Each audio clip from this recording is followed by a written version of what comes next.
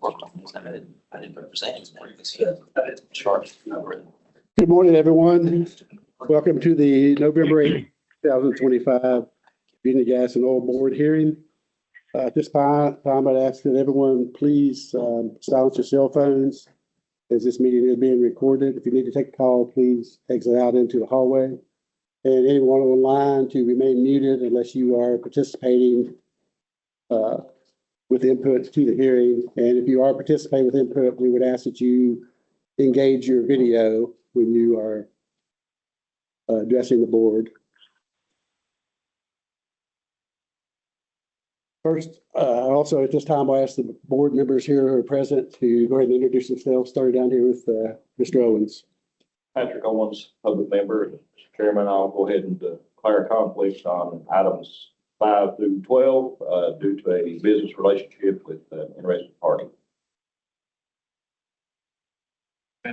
Dennis Sutherland, representing Cole, new board members. Yeah, we welcome Mr. Sutherland here to the board today. It'll be his first meeting. Lawton Mullins, industry representative or gas industry representative. Mr. Chairman, I also will have a conflict, items 5 through 12 due to a business relationship with the related party. Aaron Gibson, member. Willie Cochran, Virginia Energy member. And my name is Gus Jansen, and I am a public member and also serve as chairman of the board. And we also, I believe, have online Mr. Harris. Are you with us? Yes. Okay. At this point in time, the board will review and approve the remote attendance resolution for any board member that will be attending the meeting remotely. And that today will be Mr. Harris. Do I have a motion from the board to approve the resolution to allow Mr. Harris to participate in today's proceedings? Motion approved. And I have a second? All those in favor signify by saying yes. Yeah. Any opposed? Mr. Chairman, Yes, sir. Mr. Chairman, just a quick note. I did want to introduce myself. I'm Bill Harris, a public member of the ward. Yes, I was gonna have you do that after we approved you in there. So thank you for doing that. Okay.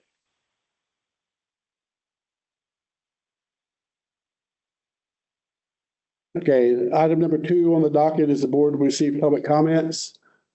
I believe that we have no public comments unless someone in the audience today has, we wish to make any statements for the board.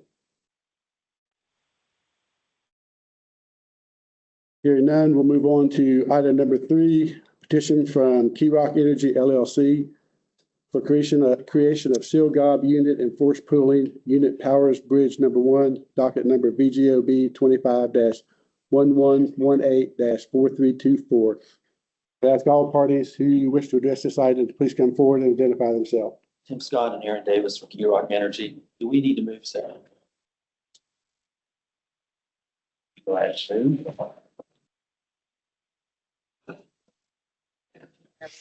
Yeah.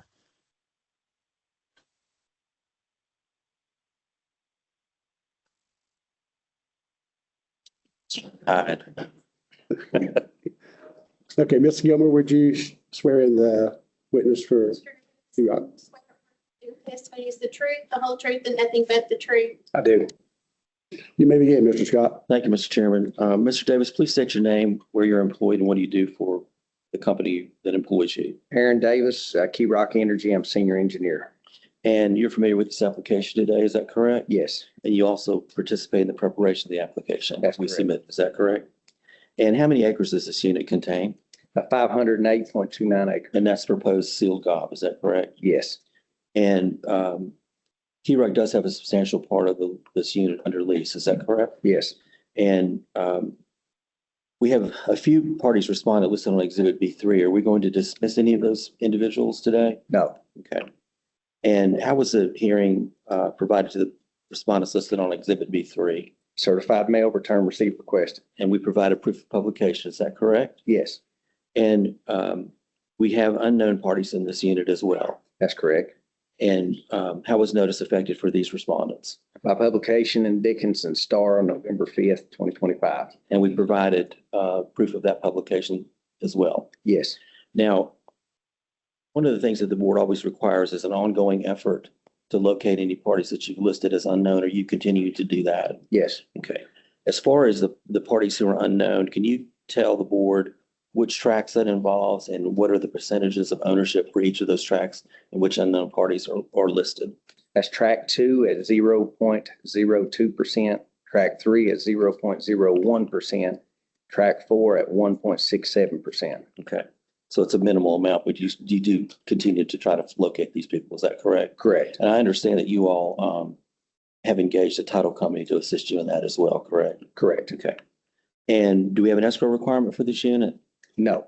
And this is a standard question, but is Rock authorized to transact business in the Commonwealth? Yes. And is there a bond on file with the department? Yes. And if you were to reach an agreement with the parties listed on Exhibit B3, if the parties responded, what would be the lease terms provided? It'd be 12.5% royalty. Okay. And what percentage of the proposed unit do you have under lease? 96.25 percent rather. And what percentage are you seeking to pool today? 3.75%. And with regard to this order that would be entered, are you asking the board to pool those unleased parties and create the sealed copy unit? Yes. Okay. And are you also requesting the board that Key Rock be named the operator of this sealed copy unit? Yes. Now, if the board grants our application today and an order is entered, what would be the address that would be used for making any election under that order? It'd be Key Rock Energy, 145 George Street, Suite D, Beckley, West Virginia, 25801. Attention, Aaron Davis. Okay. And would that be the address for all communications regarding any order that's entered by the board? Yes. Okay. And then you're also familiar, because you did participate in the preparation of the AFE and you signed it, is that right? Correct. So you are familiar with the proposed depth as well? Yes. And what would that be? 449 feet, And what are the estimated reserves for this unit? 650 MMCF. And are you also familiar with the proposed well costs? Yes. And what's the estimated completed well cost for this well, for this unit? $469,576. Okay. And in your opinion, if the board grants our application today, would it prevent waste, promote conservation, and protect relative rights? Yes. Okay. That's all I have for Mr. Davis. Thank you. Before we begin with questions from the board, Mr. Davis, could you just we've approved several of these applications to this point now with Key Rock, and your operations have been going on for a couple of years now. We haven't really asked you for any update on how things are going. If you could, we've got several new board members here if you could sort of give some background on who Key Rock is and what type of, how these operations are progressing to this point, and has it been a successful project, that type of thing, how the energy credits that you're generating, how those are being formulated and that type of thing, just for the board's own information at this point. So Key Rock Energy is a methane destruction company. We extract methane from mine voids, whether it's active mines or abandoned mines, and we destroy that methane on site through incineration and closed flare. That amount of methane's computed to equivalent tons of carbon dioxide relative to destruction, so that carbon credit offsets are acquired. And once it goes through a vigorous verification process, 3 different stages, which can take 6 to 11 months. But at that point, you issue carbon credit offsets and you monetize those offsets. We have 2 projects here in Dickinson County, one at an active mine and one at an abandoned mine. Okay, thank you. And that's been successful so far, has it not, Mr. Davis? So far, they've been successful projects in both instances, yes. Thank you for that update. At this time, I'll ask the board if they have any questions concerning the petition.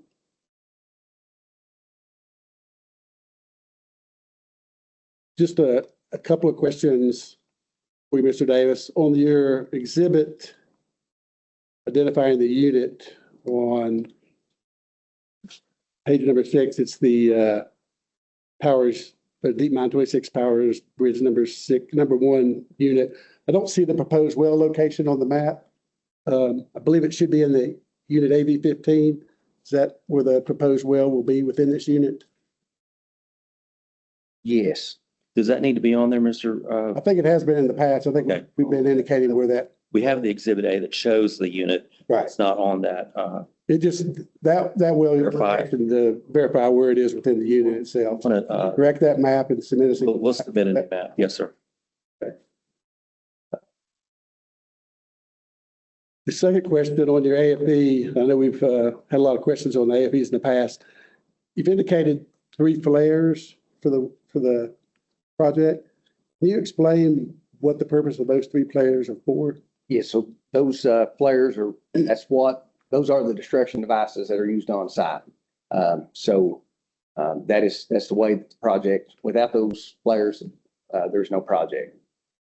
They will stand from the ground 30 to 50 feet, depends on the flares and that kind of thing. They protrude from the ground, generally sit on a concrete pad and flare them everything. So this is actually it's not an actual flare to the gas cost. It's the cost of that actual structure, Correct. each of those individual flares. Yes, Because those weren't originally part of the AFEs early on in the project, I think. that's my understanding in the beginning. But those are now. So, okay, I just wanted to clarify that those weren't testing of the project itself that you had to do to submit to get your qualification for an energy credit. Yeah, that's correct. No, that's not. Okay. So back to the generation of the carbon credits on the marketplace. If I understand it correctly, and I'm by no means an expert in this, but I'm just trying to understand it, and so the board understands it a little bit more. You generate, one thing you didn't mention in your application or in your testimony is that typically you go to the California Carbon Credit Board once a year with your project results to get qualified or get that gas that's been produced during that time period qualified for the energy credits. Is that correct? So each project through the California Air Resource Board, the reporting period, the first one can last more than a year, but after the first cycle, could be less as short as 6 months, as long as 24 months. But after the first cycle, they all, each reporting period is 1 year. So yes, it happens once a year now at this point for both projects here in Dickinson County that a volume of gas for a year-long period is quantified in those credits, and then you'll have one sale, one transaction, one revenue generation each calendar year. That's correct. And then that's what you use for the basis of paying that any or any gas owners within the unit, Correct. their proportionate share of those revenues. Yes. Okay. And so I think that is there any way that process, I guess that's dictated by the board itself, that it's an annual type of reporting. I think they have quarterly auctions of the credits. Is that where the revenue is generated that comes back to Key Rock? No, once the number of credits, once the verification process is complete, then that is a lump sum transfer of those credits. And then we attempt to sell those credits as soon as The possible. auctions that the California system conducts, they have nothing to do with the transaction between you and them. They just assume they're going to be able to sell whatever credits that they approved, right? Is that the way it works? Yes. Okay, so your application process is tied to that annual thing. Yes. Okay, I just want to clarify that so that we understood how that worked. Any other questions from the board?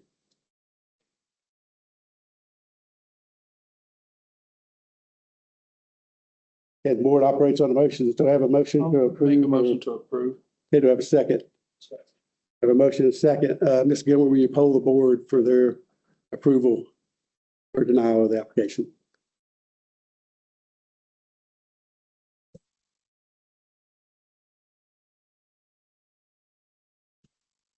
Mr. Harris? Mr. Owens? Yes. Mr. Sutherland? Yes. Mr. Mullins? Yes. Mrs. Gibson? Yes. Mr. Cochran? Yes. And Mr. Jansen? Yes. You, Mr. Harris? Yes, I'm here. I was muted. Okay, thank you. okay. You have approval for that petition. Thank you, Mr. Chairman.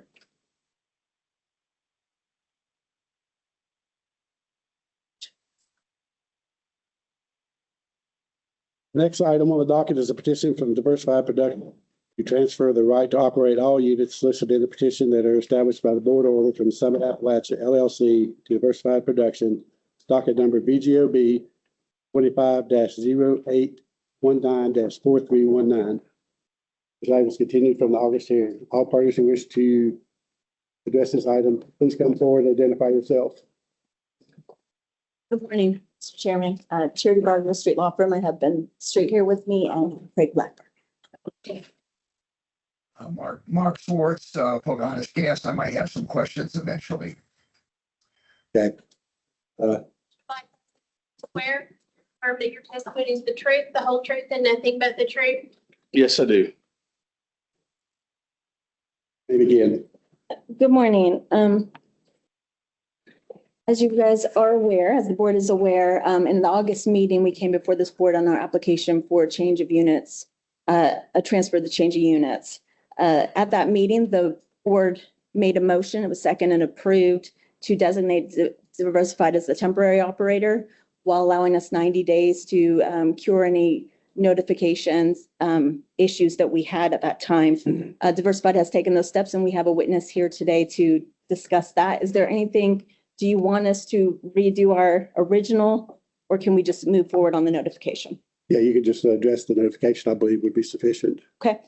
Mr. Blackburn, can you state your name for the record? Craig Blackburn, And who do you work for? Diversified Energy Company, Okay, and what is your role there at Diversified? Director of the Land.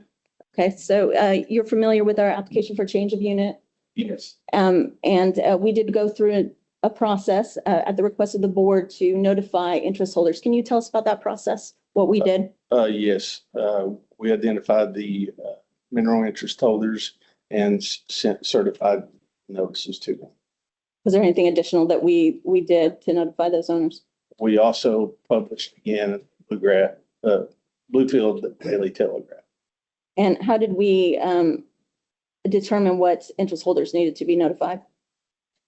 We took the names from the exhibits from the original applications, and we also used the list that Summit provided in the assignment bill of sale and compared both lists. You're referring to the Exhibit B. We compared that information with the Exhibit B as requested by the board. Yes. Okay. Questions from the board? Have you provided the proof of mailings to the board? But I have exhibits here for you today of the, sorry.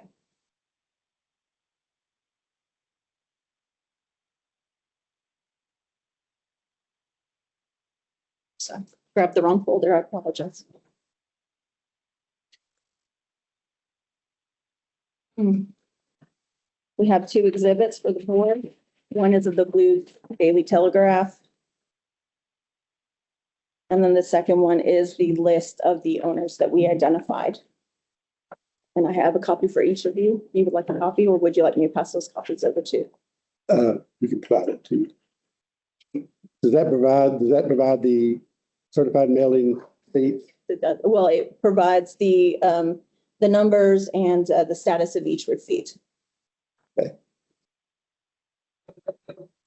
These are copies for them. You don't want a copy. It's a lot of paperwork, so if you don't, but let me put exhibit numbers on those. Yes. Go ahead. And I'll pass those out for you. Okay. This all goes to them, right? So exhibit 1 is the certified mailings and exhibit 2 is our Bluefield Daily Telegraph. Thanks.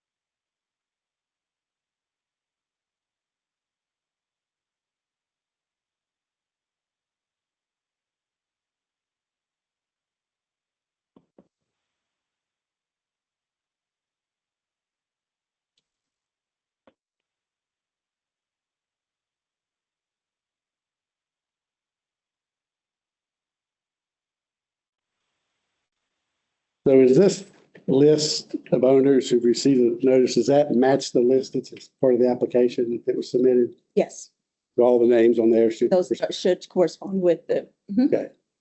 I did notice that there were a few instances of where the same party was listed with a different address for that person. Is that typical or is that unusual that you would have two addresses for the same person? I think that we had a few parties that had two, we weren't sure of the addresses and therefore we sent it to both parties so that we had the most correct address. We weren't certain as to which address was correct.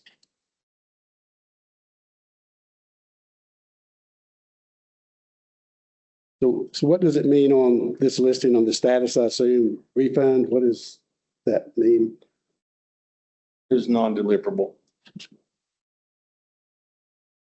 So does that mean that the person didn't accept it or it was the wrong address or do we know? And either one, yeah. So you've attempted a notice, but they didn't. Which is why we, again, put it in the Bluefield Daily newspaper to notify any of those that we were unable to get their correct address. So is along those lines, I know Diversify has been operating these wells for several months now, and I assume you've been making the payments to the mineral owners out there. Yes. If these people, are they accepting their checks as far as you know, but maybe just not accepting the certified mail? Do we have any? Could have not known what it was about. So have you had checks returned that have tried to go to the same address? You haven't had any issues with any Not with check being returned or no parties reaching out and saying we haven't been notified or we haven't been receiving their payments at this point? No. Okay.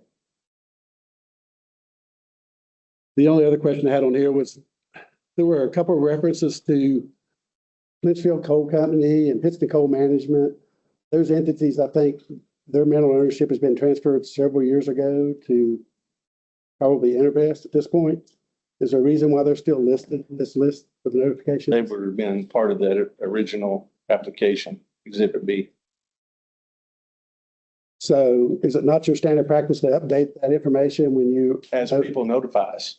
Okay. As people notify us. Obviously, we have so many mineral owners, we can't take it upon ourselves to do that. Understand. So as people notify us, but unless they notify us, it goes back to You whatever. haven't had any requests from any of these people who we know that are listed on here are no longer owners? Right. Not to my knowledge. So are you still mailing the payment to those addresses? I couldn't tell you that specifically without looking.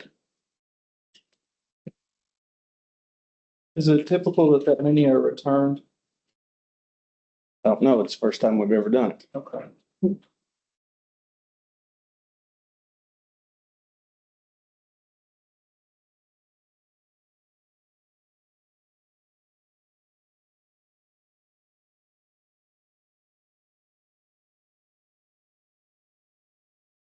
The name of Richard Daly, only here quite a few times. He's our vice president of land administration that would handle mailings and division orders. A refund that's on page 14. And it's Buchanan Energy. And then out from it says refund. Could have been a bad address we had originally listed or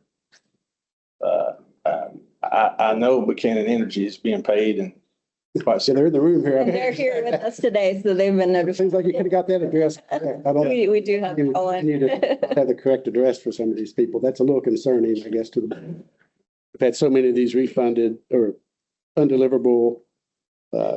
Just trying to understand if you've done your due diligence to identify all these people. again, once they're delivered, we can't make somebody accept them. I understand that.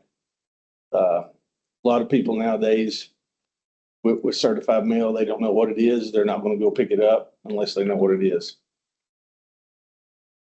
And I can further add, as far as payments, most people do direct deposit payment.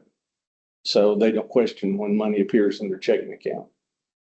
And that is the reason that we took the extra step to once again put it in the Bluefield Daily Telegraph so that people could be notified if they didn't accept their mailings.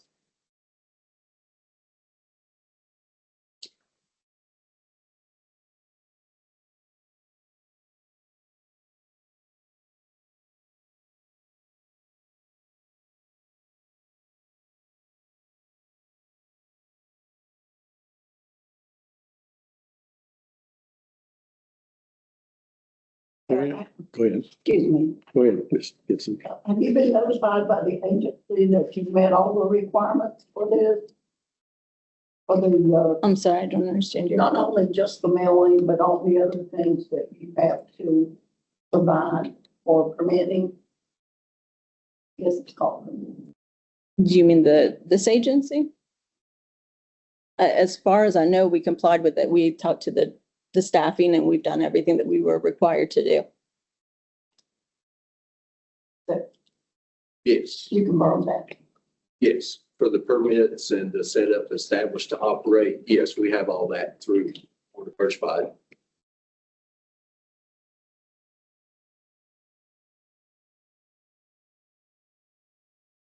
Do you have a number for how many of this was the refund? I don't remember exactly what the total was. Seems to be quite a few. Yeah.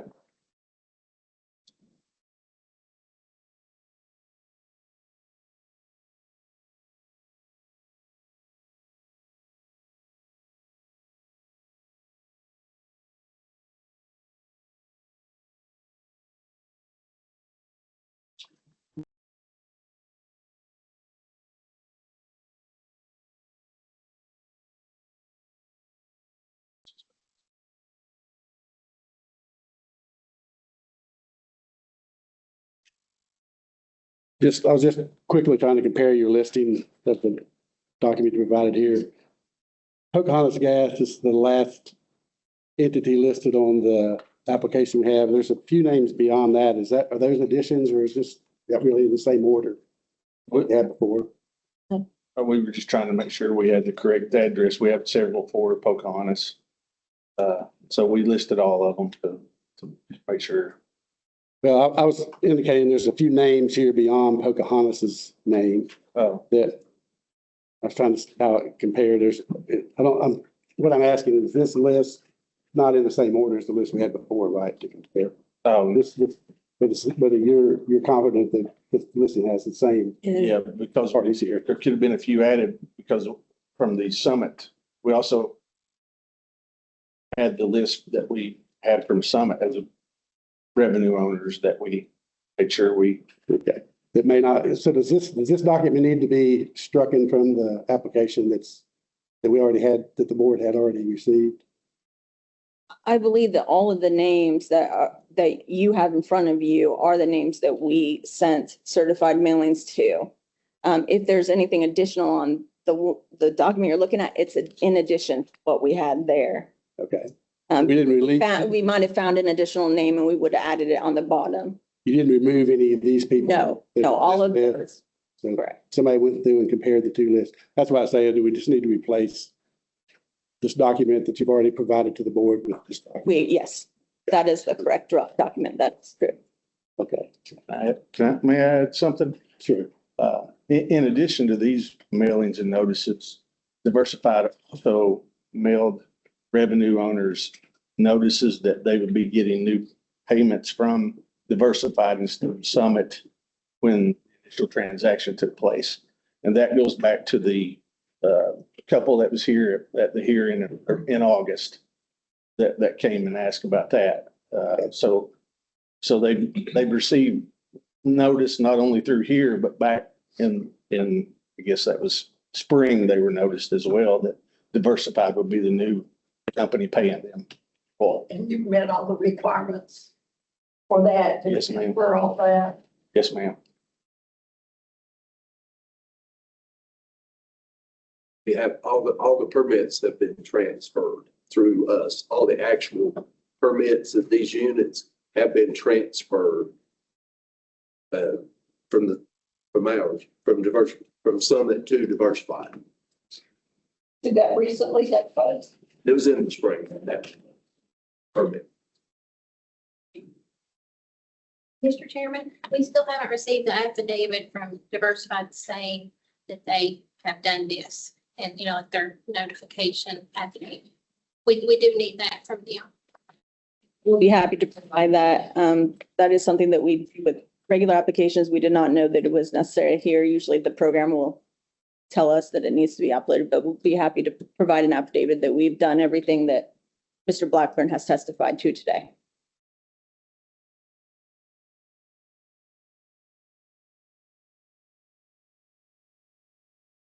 We need that before we vote.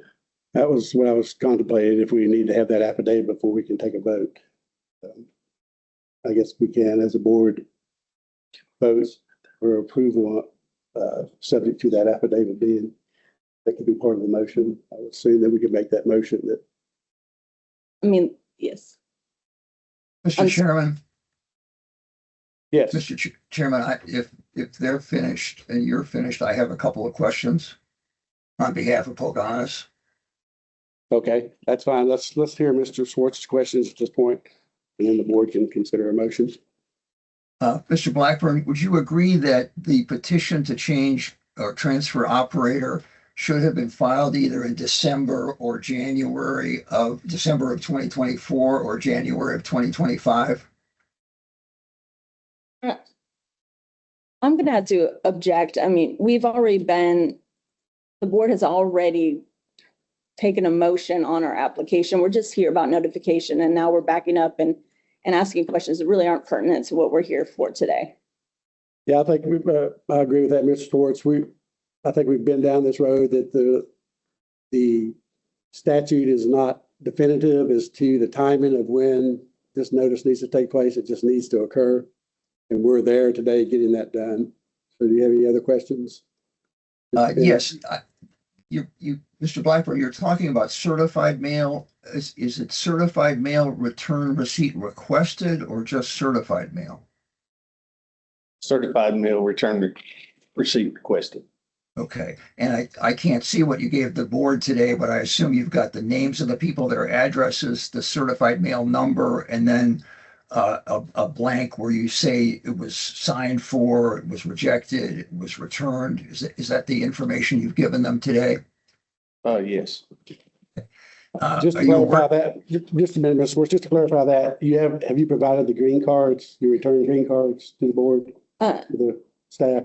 No, we have not. The system that we use is a little different, and so we can provide, if you guys would like, emails that have the same information from the green cards. It will be one for every single unit, so we can provide that to the board if that's requested. Have we had those before? Yes. Okay. Yeah, Let's do it. due to the number now, Will that most people do it electronically. include the address? Yes. Okay, I just wanted to clarify that, Mr. Swartz, if that's what you were asking, that they did have the return receipts and those will be provided. Okay, to the board. and another question with regard to this, are you aware of the fact that your affidavit of mailing and these proofs are supposed to be filed a week before the hearing so people have a chance to look at it? I'm going to have to object to that as well. This is a brand new procedure that we brought forward. All of this refers to applications. I'm not sure if it's necessary in this particular instance. And we've done everything that the board has requested of us. And now we're adding new additional requirements. And we really don't want to come back again over these type of issues. Just let the staff clarify, just for your information and for the board's information, is when these affidavits should be provided. So that's part of the application process that they've done. So I would like to mention that the regulations state specifically when required. Again, this is a completely different process, and we were not required or asked to do that. The system did not notify us that we needed to do that. So we'll be happy to provide any information that the board wants from us, but we've taken all the steps that have been necessary and requested of us. I understand. We just want to make sure we're all on the same page here of what the timing should be of this going forward. And I think it's relatively clear on the application process. I think on the e-forms, it states when things are supposed to be turned in. Is that correct? Is that the way it works, or is it how do they know when it's in the regulation? It's part of the regulation. Okay. So It's in the regulations, but like I said, it did say when required, and it talks about specific applications. This is not a regular application. This is a modification And it, I think that's referring to any mailings. I think that's I think that's been the board's position, that any certified mailings should be provided 7 days prior to, just so you know, going forward, if you have additional hearings, there's no question about that. Does that clarify for you, Mr. Schwartz? My understanding was that's what they expected 7 days ahead of time, and that's been the practice. So going forward, we would hopefully see that, okay?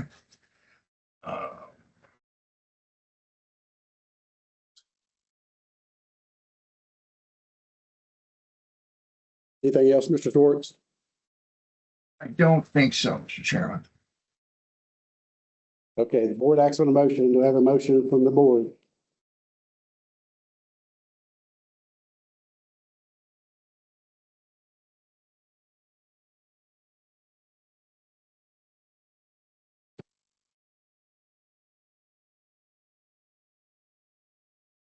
Can I ask another question? Sure. I'm not clear as to if everything has been met, all the requirements have been met, everything for this. Is there any reason that we need to wait or defer this?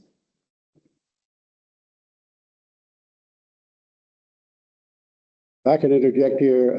I think the question that you have is it regarding the 7 days, if we should have had these notices 7 days prior to this hearing? Well, that or any other reason that the permitting shouldn't be, that this shouldn't be approved. the only thing, just on that seems to be an issue here is the affidavit of due diligence. We've sent everything out as required. We brought Mr. Blackburn here today, and he has provided all the information that would be in the affidavit of due diligence. So I'm not sure that there's anything that the board required that we hadn't met at this point in time.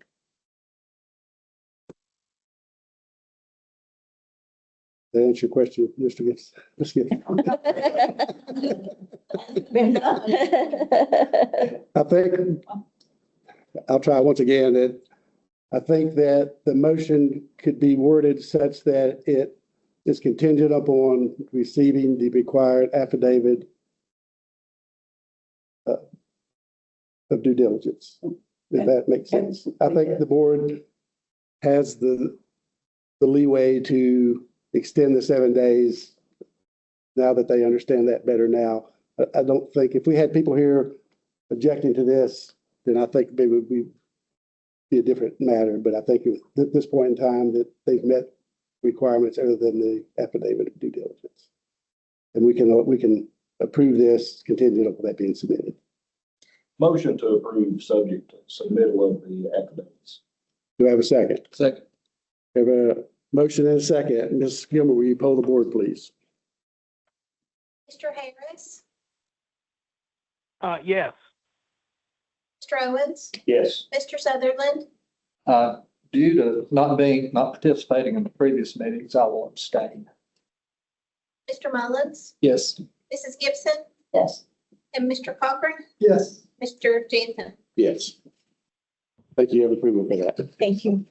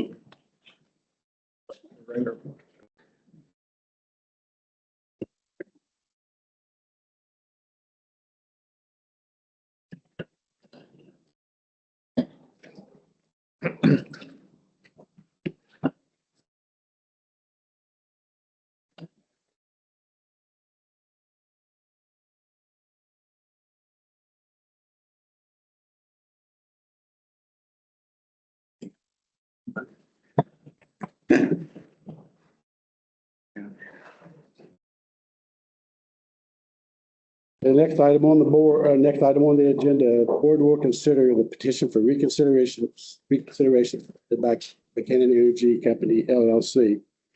At this point, that's all parties come forward who wish to discuss this matter. Mr. Chairman, how are you? Tom Pruitt for Buchanan Energy. And Jason Davidson, Buchanan Energy Company. you anticipate the testimony to be provided? I do not. I'm under the impression we'd simply be arguing the basis.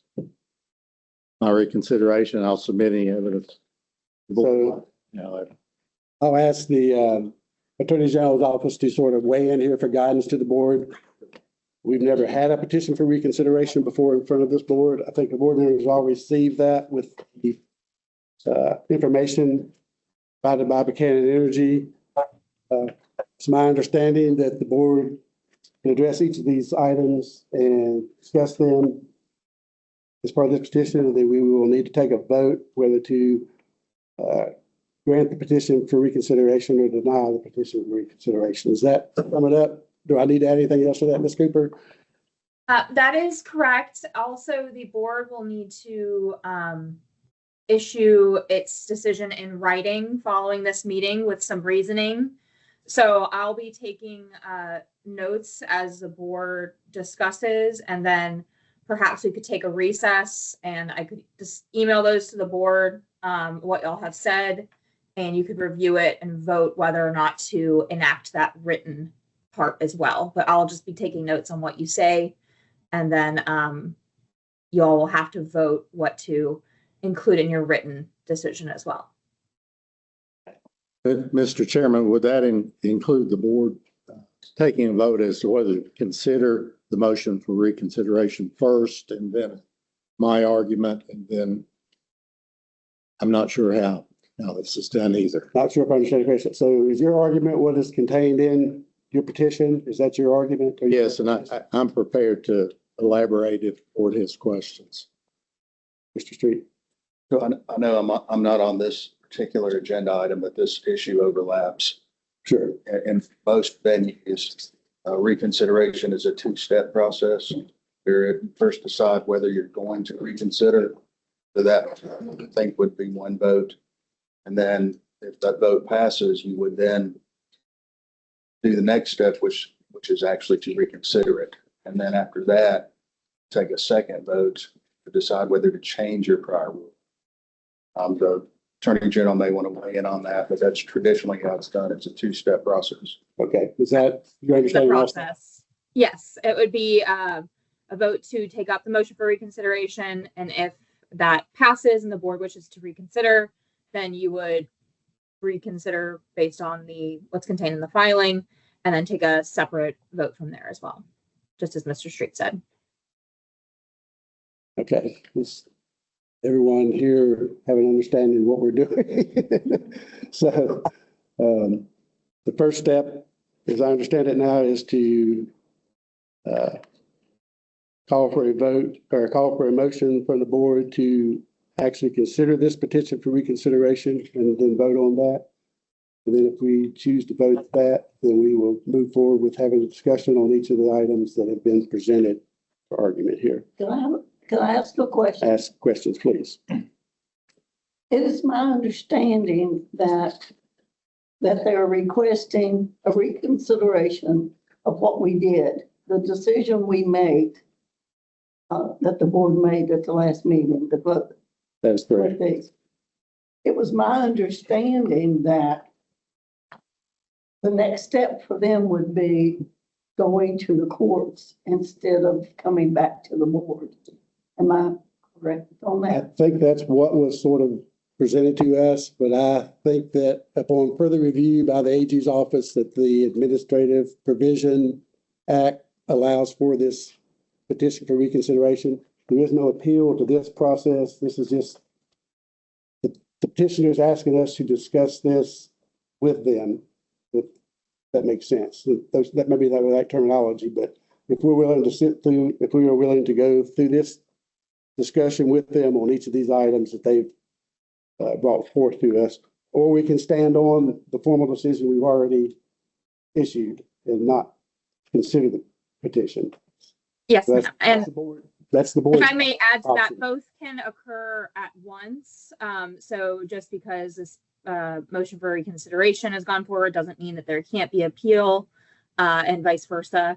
So to answer your question, ma'am, this is a normal part of the proceedings. It's not always, Some people just skip right to the appeal, but this is allowable under the code. Mr. Chairman, for clarification, our appeal period is still running, so it's not delayed. The time is still passing for appeal. This is simply an opportunity for us to call certain things to the board's attention that we don't feel were properly addressed in the hearing, in the decision. I have one more, if you'll indulge me, one more thing to say. What we expected with the decision was that we would actually get a copy of the pooling orders that went with each of the cases. And to my knowledge, the board hasn't entered the pooling orders yet. Correct me if I'm wrong. I don't think the orders have been entered. Been reported in the circuit court clerk's office. We have not sent copies out yet. I actually haven't received them back from the courthouse, but I expect to have them back possibly today. They should be going out today or tomorrow, and you'll get a copy. So part of here's an issue I would suggest we need to talk about, and that is the petition for reconsideration. It's difficult or impossible really to evaluate all of what that would need to say and how to argue that until we know what's in the order as well. Those are the decision and the order are technically part of the decision order. And no, you don't want us to file another motion to reconsider.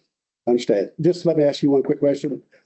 It's my understanding that the petitions that were filed by both Pocahontas Gas and Diversified also contained a order that would be recorded along with that. So you do have that document. Is that not correct? I have a copy of the order proposed.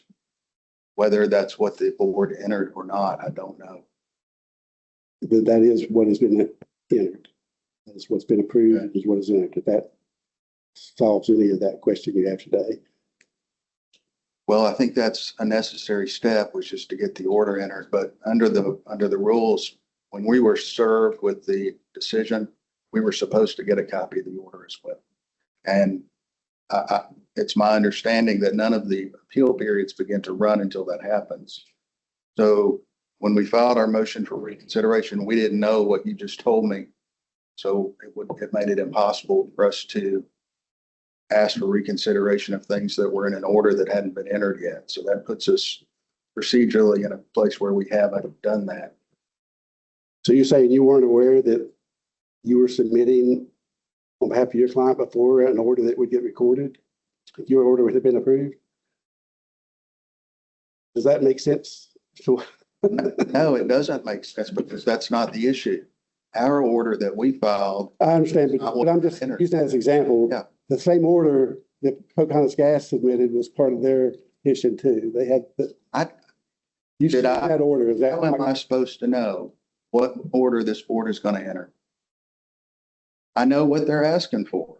It's been I can't know that. In the process of this board, rather than have to go through the process, hearing the petition today, having you come back the next month and file an order, that we approve that order. So that has not been our process, and that's been very well known for an extended period of time. You just file your petition, you file your order at the same time, and in the sake of efficiency, that we were able to approve both your petition and your order same day. It's been the consideration of this board that when we approve that petition at the hearing, that order is approved at that same time. And we've allowed operators to act upon those orders immediately. You understand that? I did not know that, and I don't think that changes the analysis. Because, and this is something you may not know, when we first started this process, we didn't submit an order. And we were told we needed to. And we said, we submitted a proposed order. And the order at the very top said, we don't know what the evidence is going to be in this case, what the objections are going to be. We don't know any of that. We'll provide an order, but we reserve the right to change it based on what the actual evidence is. We were told that was not good enough. We had to change that. We put some other things in our proposed order, and the staff made us remove those. I'm not sure it's fair to say it's our order given that. But what every court and tribunal I've ever been before the order can be entered, you have to know what the evidence is, what the findings are. How how can we know for certain what that's going to contain? My hope was that the board would put information in there about how environmental credits would be shared. I don't know if that's in there, presumably not. How do we know how to file a motion for reconsideration on an order that hasn't been entered yet? That's an impossibility. Can I ask? Mr. Chairman, Just a minute, Mr. Schwartz. Can I ask Ms. Okay. Cooper to provide the board with some guidance on our procedure to accept petitions and rule upon petitions in order in a single hearing as opposed to doing it in a two-hearing process?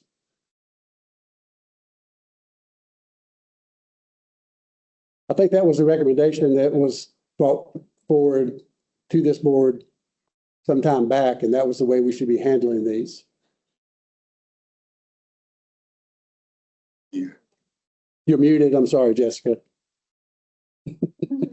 Thank you. I would have just kept on going. So that's a recommendation that was previously made, prior to me joining the board, based off of the board's general authority to oversee its processes. It's not something that's detailed anywhere in the regulations.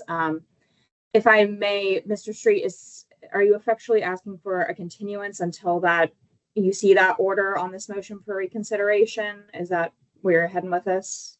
Yes, that's correct. Okay. Okay. So now we have a new discussion point here. The board can now entertain a motion to continue both items here, the next two items, if the board chooses. The board can continue, the board can have a motion to deny to hear the reconsideration. So I have a motion from the board for either one of those options at this point in time.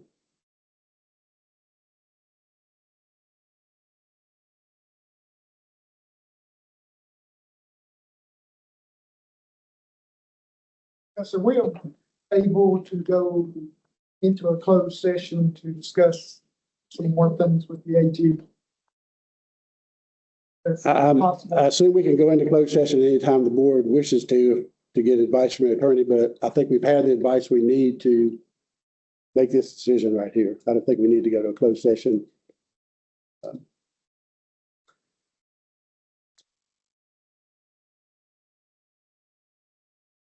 Based on what's been presented in front of us today, I'll make the motion that we continue the petitions for reconsideration submitted by Buchanan Energy and Diversified Production to the December hearing so that they can review at their leisure the formal recorded petitions that have been approved by this board.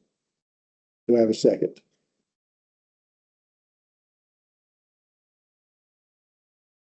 Continue what to be sent. Also, Hold the board, please, Ms. Gilmer. Mr. Harris.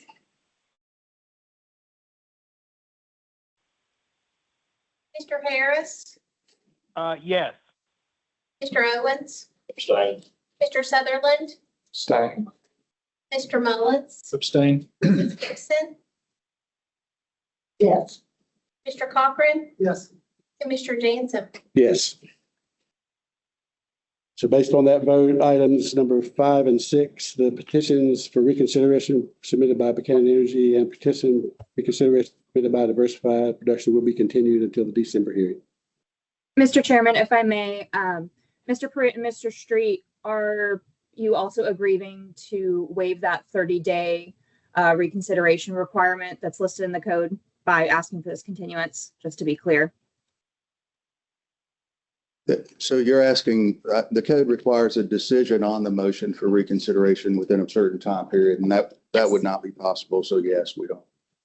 Yes. That's no problem. Yes. Okay. On a related issue, Jessica, though, on these underlying decisions that the board will take up a motion on in December, unless you do one more thing, the appeal process is running. So what you may not want to do is have a situation where there's something going through circuit court on the appeal, and you're also looking at it at the same time. The code allows you to toll or suspend that those decisions so that the appeal period doesn't run. So if you want to do that, you would need to make another motion to effectuate that. Mr. Chairman, it occurs to me that perhaps the thing to do there is to tie the delivery of the orders to the beginning of the running of the appeal period.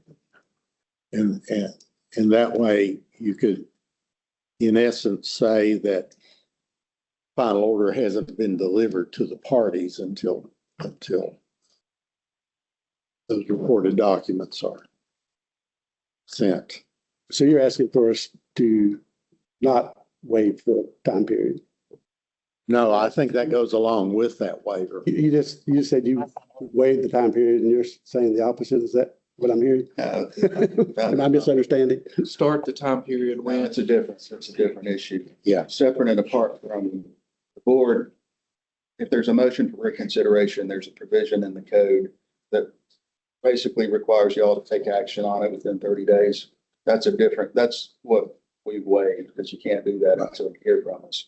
This is something different. This is based on the decision, arguably, because we received the decision in the mail, that started a clock on a time period that would require us to file a notice. Candidly, we take the position that because we didn't get the order with the decision, that time period didn't start. And I think that's probably true, but we won't be able to take a chance on that. We won't be able to risk that. We'll have to go ahead and file a notice of appeal, which will mean we'll end up having the case before the circuit court and you at the same time. And so because of that, you may want to consider that. I hadn't thought of that, but Mr. Pruitt's right. When we get this order in the mail, the board could be clear that will be the trigger point for the notice of appeal, and that will then some additional time. I'm just trying to keep the board deciding while we're in circuit court at the same time. Well, I'm trying to understand. I mean, the board's already decided and issued its ruling on those petitions that are subject to appeal, correct? So we won't be, this reconsideration will have nothing to do with those, correct? Unless we decide on our own motion to withdraw what we've approved in the past. Is that what I'm hearing? No, it's good questions. It's complicated, but not too much. The way it would normally work, unless you do something different, is the party files a motion for reconsideration. The board is then under a 30-day obligation to make a decision. Unless the board does something else, none of that stops the time periods from running for the appeal to circuit, right? But the statute has a provision that allows you to suspend that appeal period from running to avoid this situation. And so given the fact that we haven't received the order yet, there's a couple ways to keep that from happening. And Tom has an idea. And this may be something you want to consult with your attorney with in closed session. I don't know, because this is a little complicated. But if you do that, Jessica, I will represent to you that within the appeal period in I think it's the code or the APA, there is a suggestion that a notice of appeal needs to be filed within 30 days after receiving the decision and the order. Of course, we haven't had the order yet. So we're stuck right now. Like, are we under the 30 days or not? And that indecision is going to require us to err on the side of safety, where I don't think we really have to ultimately, but we're going to, and that's going to probably unnecessarily take us in two different directions. We're just trying to figure out how to keep that from happening. Right.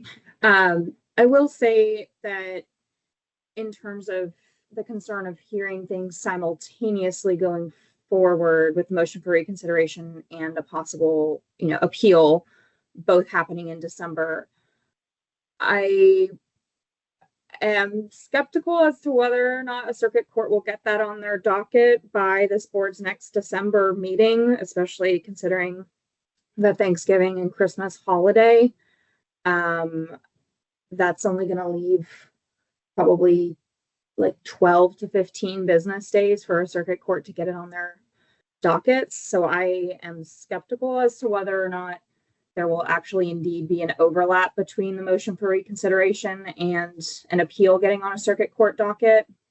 So my advice to the board would be to not, waive that appeal window because of that. But if y'all have further questions, about timing issues, we can certainly enter a closed session for more in-depth legal advice if you would like it.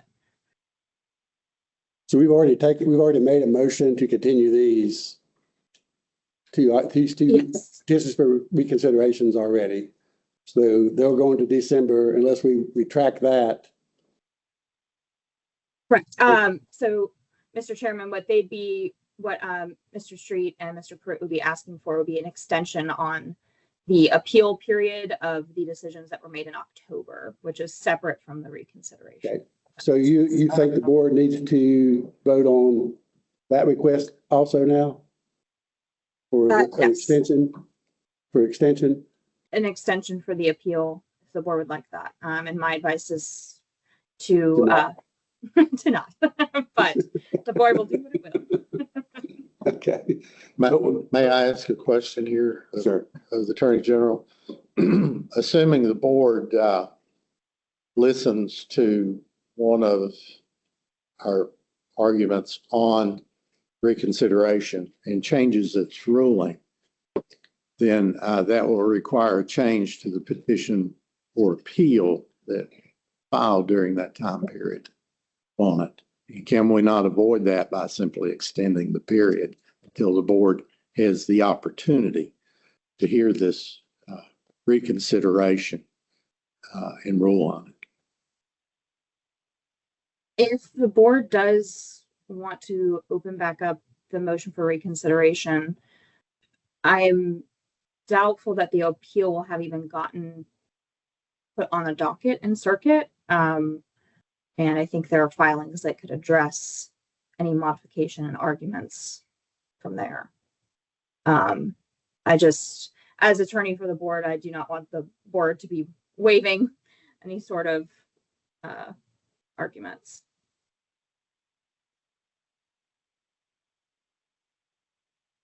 Okay, so do we still need to have a motion to deny the request to extend the appeal period? Is that what the board needs to do in Yes, light sir. of already making this decision to continue that? Yes, sir. Is that what you all would like to see? Is that what we want? A motion to approve or deny the appeal. I should say it that way. I don't think if you're not going to either, there were two, I know that. You asked for the continuance of the reconsideration.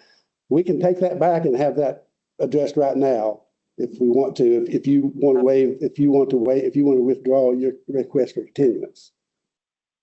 Well, that's a good point. Would you entertain a 5-minute intermission? If I can talk to my client about that issue. Sure. I thought you were asking a different question though before you do that, and is the board interested in taking some sort of action to specify appeals period won't begin to run until we get the order? So that would be one potential thing, and the other potential thing is to just suspend everything. And I know that you're not going to. I was going to say I don't think you have to take action at all. If you're not going to take action, you just don't take action. So on the first point, I don't mind consulting with Tom and my client for a minute to see if they want to do that. If you want to give us a 5-minute recess. Otherwise, I don't think I have the authority to do that, but I'll talk to them.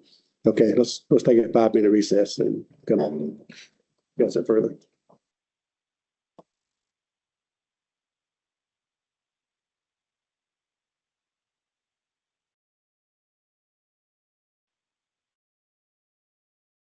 Okay, back on the record, Mr. Street, Mr. Davis, you've had a chance to discuss, do you want to change anything of what you've asked for at this point? No, sir. So you want the continuance?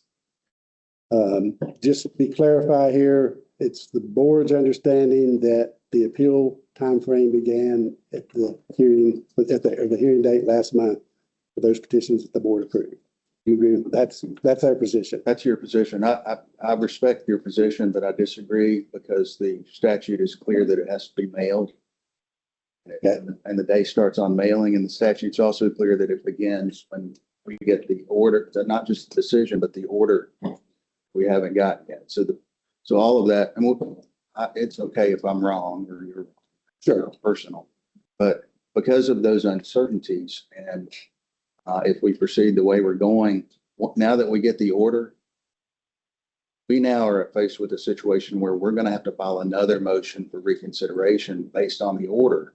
Then you're going to have two motions for consideration. That's fine. We can deal with those. Well, that seems unnecessary. I agree. For all of us, but, so I was trying to avoid that. That's okay.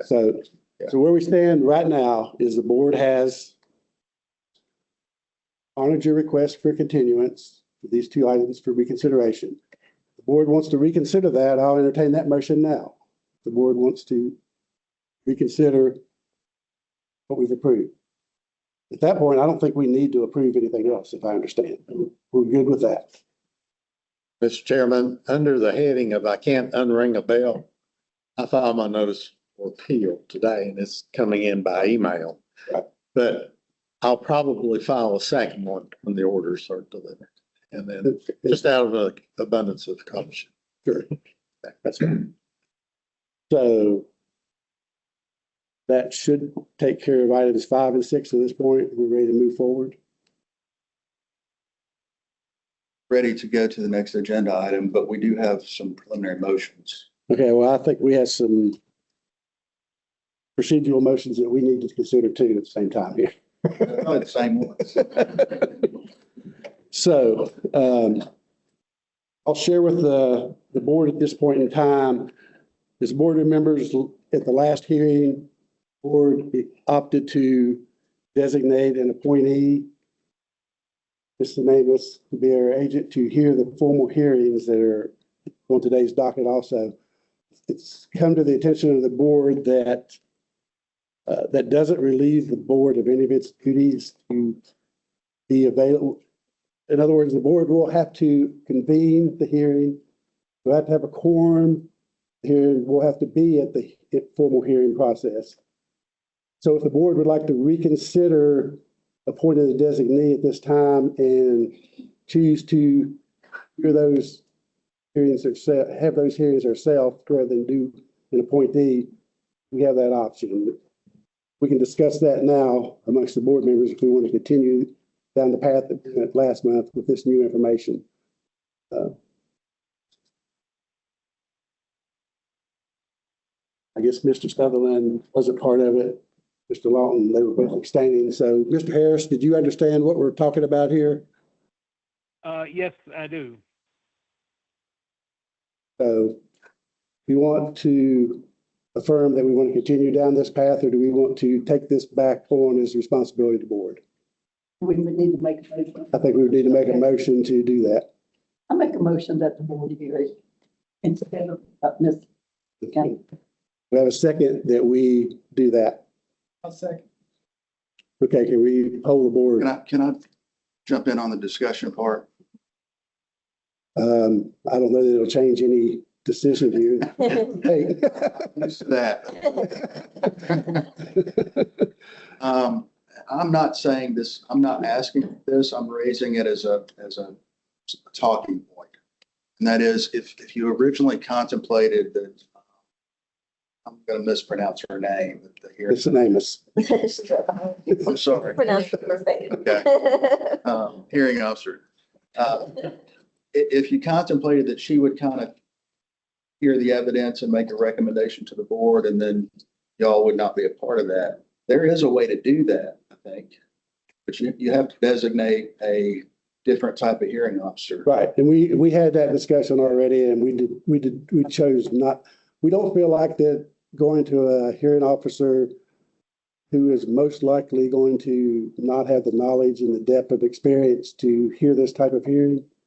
That this board is pretty unique and you would have a difficult time. It may take us months to find a hearing officer that everyone agreed to.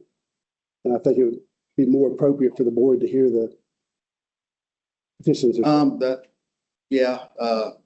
are. I think that we've had a lot of discussion from both parties and from Coronado Coal that time becomes an issue here and we don't want these dragging on for months and months and months. Is that fair?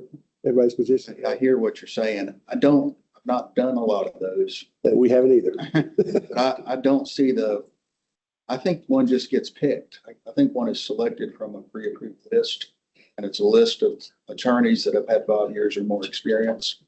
And where you will have the disadvantage of lack of experience, you'll have an advantage on the legal side because they'll understand a lot of the issues we've talked about.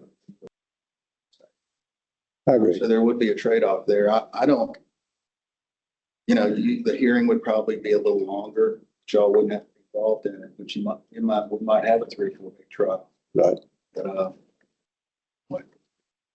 well, I think that the consensus of the board, when I'm hearing from this discussion, that the board would prefer to go ahead and hear it themselves as opposed to designate an appointee or to go to a third party to have the hearing. I think that it's more appropriate the board just go ahead and continue to conduct their business themselves.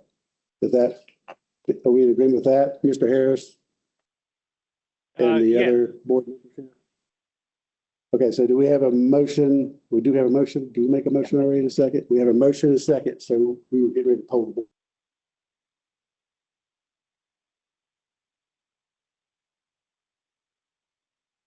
Are you muted, Mr. Harris? I didn't hear my name being called, but hang on. Can you hear me? Yes, we hear you now. We were polling the board for the okay. motion before the board now. Yes.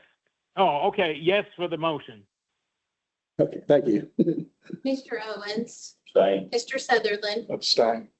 Mr. Mullins, Abstain. Mrs. Gibson, Yes. Mr. Cochran, Mr. Jansen. Yes. Okay, so we're all clear now that the hearing is back in the purview of the board. Will not be utilizing a hearing officer. The next procedural item that we need to consider is the request from Diversified for subpoenas. It's in front of the board. The board members have all seen these requests.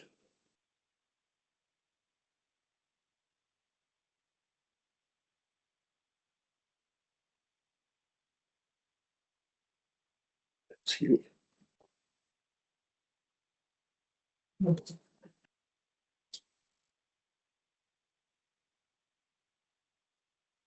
So the board's discussion regarding the subpoenas is going to be either to approve the subpoenas that have been requested by Diversified, or we can decide that those materials have no relevance to the determinations allowed to be made by the board by statute. We can consider those materials to be sought not to be considered evidence for the board to consider in the first sentence of 2.2-4022. And furthermore, that the proposed materials are so broad in subject matter and date that they constitute a form of disclosure, which is illegal under the last sentence of 2.2-4022. So that's my understanding and my recommendation to the other board members. We can have continued discussions on these subpoenas, whether we want to allow these subpoenas or whether we want to quash the subpoenas heard, and we will hear the petitions as they've been presented in the same format that we did last time. So do we have more discussion on that from the board members? If we have no further discussion, we can have motion. Make a motion that we squash the subpoenas. So we have a motion that we will quash the subpoena request by Diversified. Do we have a second?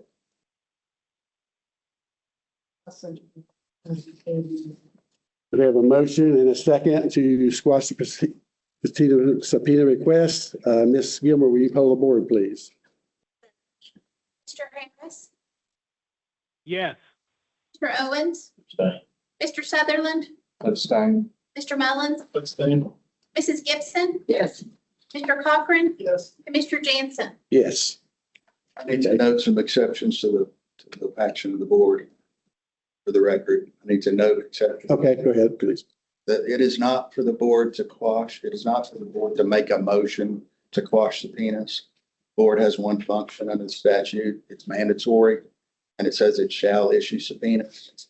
Next procedural step that is then required, if the opponent, that would be Mr. Schwartz and his client, they then can file a motion to quash, and then the board would have to consider that and rule on the motion to quash.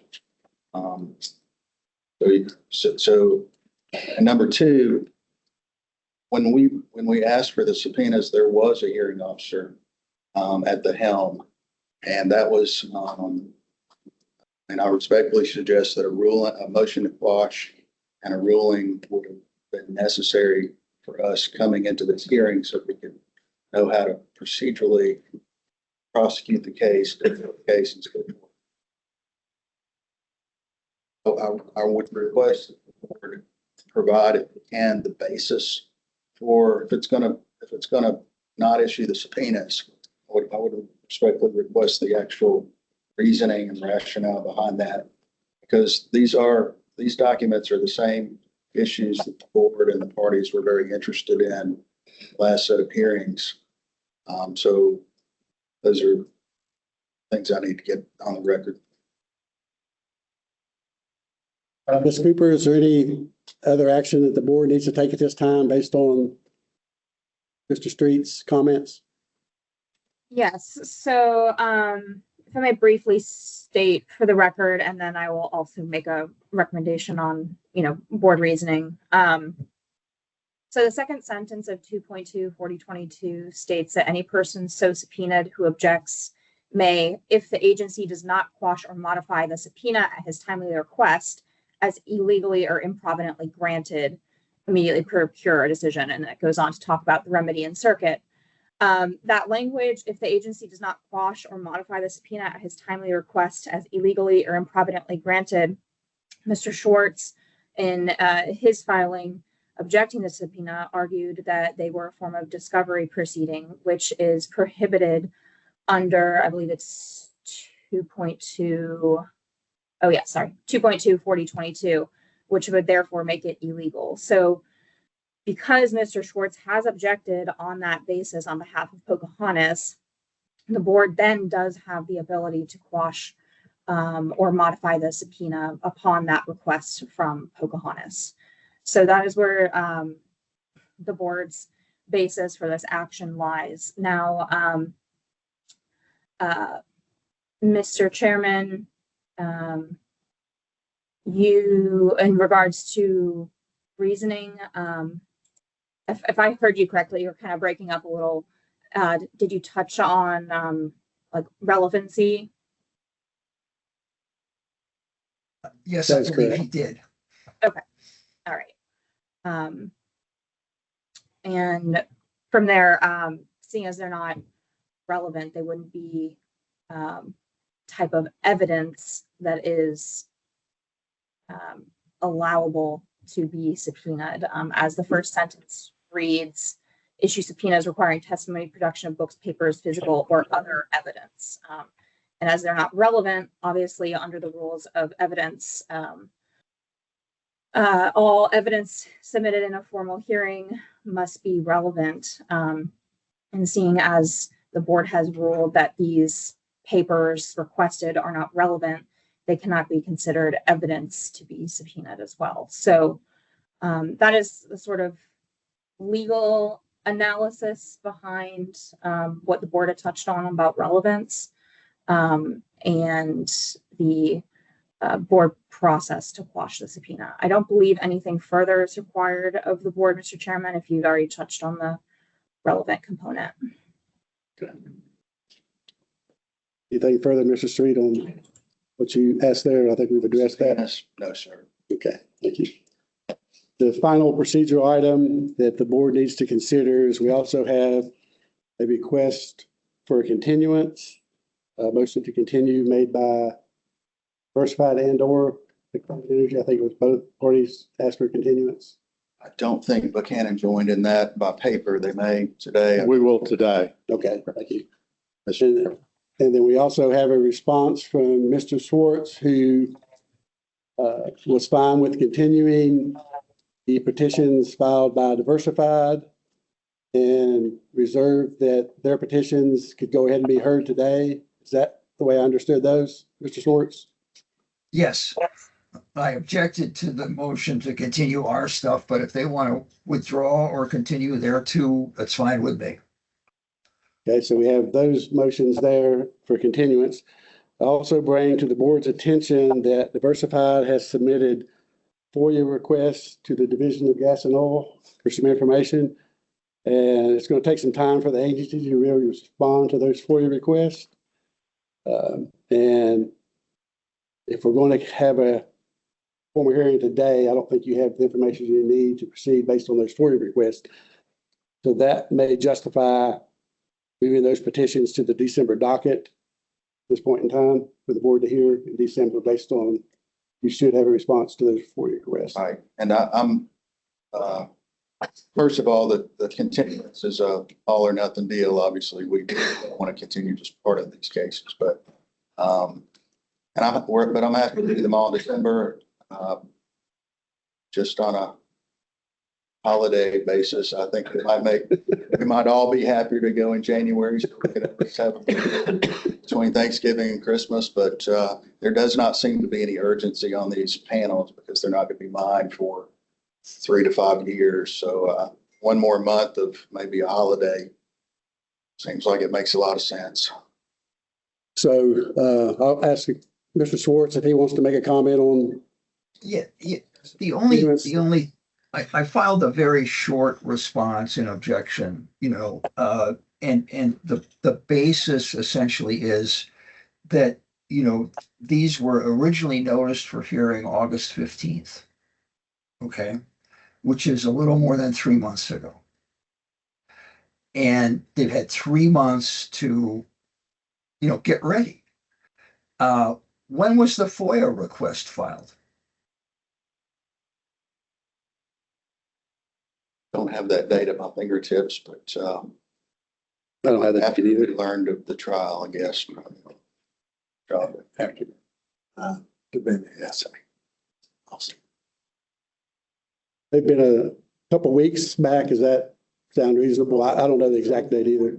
Over a week. That helps you, Mr. Schwartz. Yeah, it's just one more thing.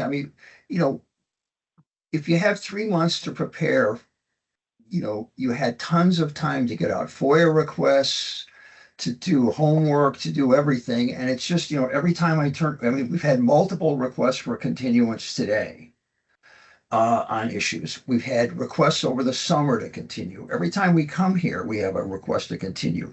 They've had tons of time. In the law practice, 3 months is an eternity to get ready. So I object to continuing these. I keep preparing my witnesses and showing up. They've had plenty of time to get ready, and I really respectfully request that we be allowed to move ahead with our 4 petitions today. Mr. Chairman, can I speak to that? Sure. I'm joining in these motions. I recall that our lessee, Diversified, requested a Debene essay deposition earlier, and the board denied that. And I have looked at these latest requests, both for subpoena and FOIA, with great interest to see what the board's position would be on that. And I was particularly concerned about language in the last decision the board made when they talked about our evidence being exploratory and speculative in nature on some of these very issues that we couldn't address without discovery. And, our lessee's making a valiant effort to get to the evidence so we can present solid information to the board. And I think the request for continuance and for the board to really reconsider denying these discovery requests is merited. Okay, thank you for that input. I think my understanding that the December docket right now, we have only one other item on the docket. that correct? We'll have probably sufficient time to at least begin, if not time to get through all these docket items, if we are expedient with our time and we maintain relevance to the petitions that are in front of the board. I think that can be accomplished in the December hearing. Based on the motions that have been filed for the continuance, FOIA request, board can consider further discussion on this continuance to the December docket, or we can hear them today if it's the board's pleasure. Do I have a motion from a board member on the continuance request? I won't be here in December. That should make any difference. Okay, so we'll still have a quorum. We just will have any other board members who are not going to be available in December. Or we'll have Mr. Sutherland, you will be able to participate in these. So I'm glad to my come on. understanding is, Ms. Cooper, we just need to have a quorum. We don't necessarily have to have a quorum of voting members to have a hearing. Correct. If we're going to have the same extensions that we've had, so we'll still have people here to do the hearing in December. Or we could do January.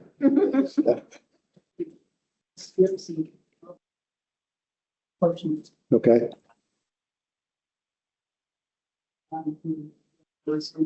She's been a part of this.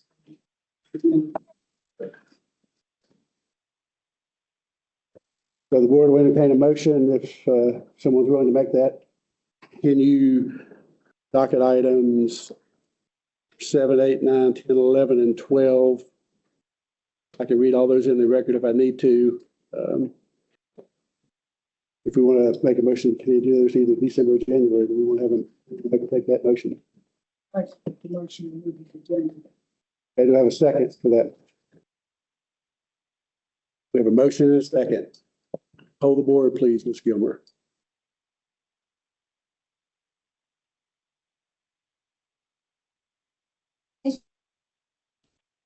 Yes.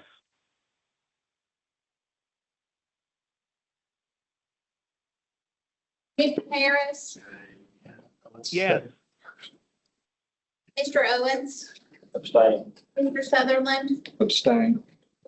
Mr. Mullins, Abstain. Mrs. Gibson, Yes. Mr. Cochran, and Mr. Jenkins. Yes. So those items will be continued until the January hearing date. And hopefully weather will cooperate and we'll have a quorum at that time. Did you have any other procedural matters you need to bring before the board today? You mentioned something before we went into these. I think you Covered them. were on track with what I had. Okay. Anything else further from you, Mr. Schwartz? I would like somebody to send me a copy of the FOIA request. I'd be curious to see that in the foreseeable future. And my sound is not great. Did you continue it to the December meeting? We continue to the January meeting. Okay, Mr. okay. Mr. Schwartz. Right, I couldn't hear the motion, so, all right. Yeah, we've continued the reconsiderations until the December meeting, and we've continued the petitions 7 through 12 to the January meeting. Okay, thank you. Chairman, I'd like to discuss whether to have a December meeting since we only have the one petition so far submitted from Pocahontas Gas. It's for disbursement order. We also have the 2 reconsiderations also. So we won't have a bank report in December either. It'll be January. Okay. So let's just proceed with the December hearing. That'll take care of the reconsiderations at that point in time. Either Ms. will not be participating. Okay. Anything further? Thank you. Next item on the agenda, the board will receive an update from the board and division activities from the staff.